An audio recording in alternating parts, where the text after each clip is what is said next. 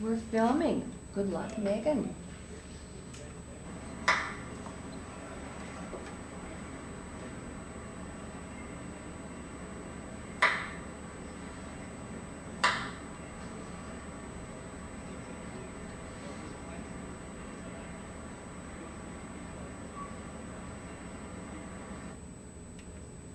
That is the peacock mantis shrimp. As you can see, they can hit pretty hard. It is a marine invertebrate. And there's two different kinds of mantis shrimps. There's slashers, which have a long spiked barb that they like cut fish in half with. And the other type is smashers, which is one of the peacock mantis shrimp is a smasher. According to Ronald Scheimeck's book, The Pocket Expert Guides to Marine Invertebrates, written in 2005, the peacock mantis shrimp is the heavyweight of the smashing mantis shrimps. They can hit with the force of a .22 caliber bullet. As you saw it, just beat that clam open. Because of this, if you wanted to keep it as a pet, which I have peacock mantis shrimp, his name's Charlemagne, and I call him Charlie. And they need to be held in an acrylic tank because they can break glass, and they will. I actually had one before, and this is what he did to the back of the tank. He didn't hit it. He hit it like a couple times, and that's the damage that he caused. Now, Scheimeck also went on to say the general information, they get to be about 4 to 6 inches, and they can live about 4 to 6 years. Their diet is mainly crustaceans or things that they like to work for their food and have to beat into the shells. And they're usually found in the Indo-Pacific region, more on like the coral reefs and stuff. Now, why you should know about it, according to Michael Evans from the Times of London in 2012, he stated that the military is actually doing a lot of research into them and making longer lasting, more durable, and lighter armor as well as weapons for the Army, and also better football helmets. Now today I'm going to talk about what makes them a successful hunter. And the first bit of that, it consists of their eyes and their striking force. Now the first is their eyes.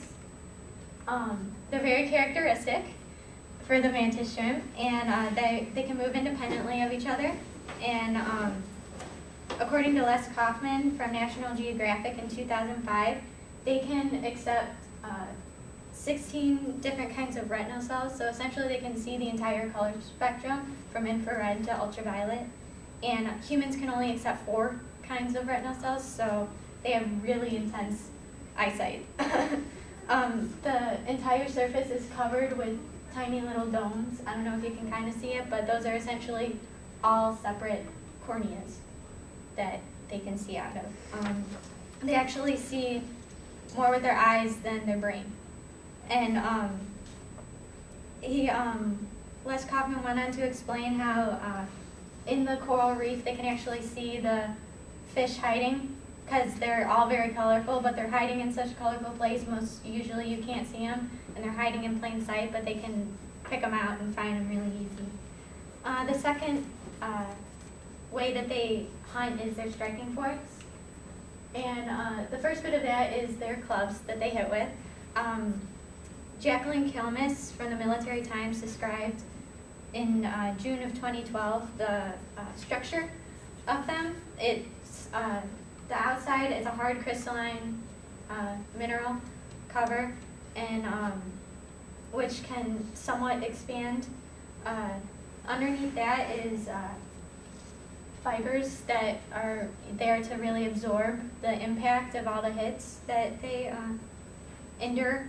And because of this, they can hit about 50,000 times within 4 months before they have to shed their beater arms and grow new ones, which is actually what Charlie's doing right now. He's on applesauce and Jell-O for a while because he can't beat into anything.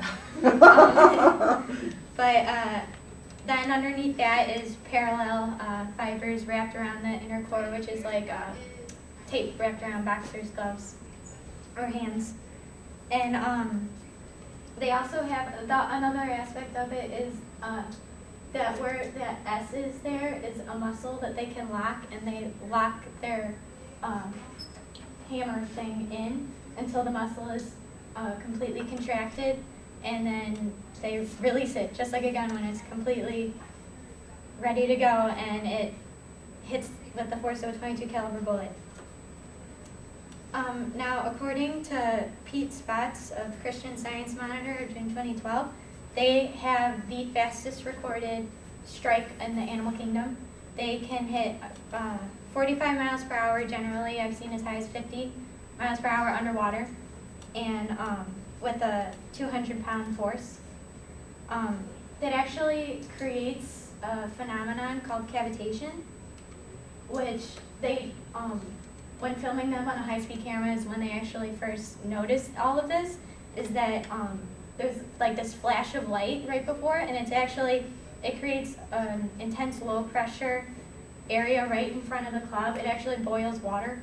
That's those bubbles right there, and it makes light, heat, and sound all at the same time, which packs as much of a punch as the claw itself.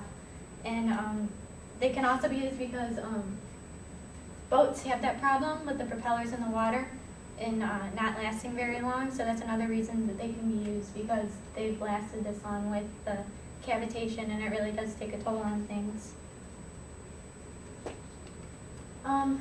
Well, that's pretty much it for the mantis shrimp. His eyes are intense, and so is his hammers. They're constantly doing research on them still and finding out how smart they are. They're one of the only crustaceans with facial recognition, and they'll actually respond to different people in different ways. It responds to my dad differently than it responds to me. So, you never know how smart they might be.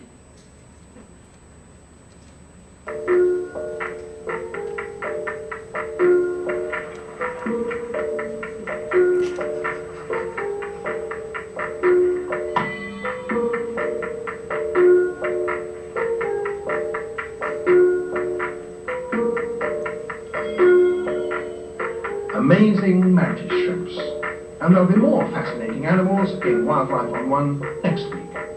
A few others could do this to a Rubik's Cube.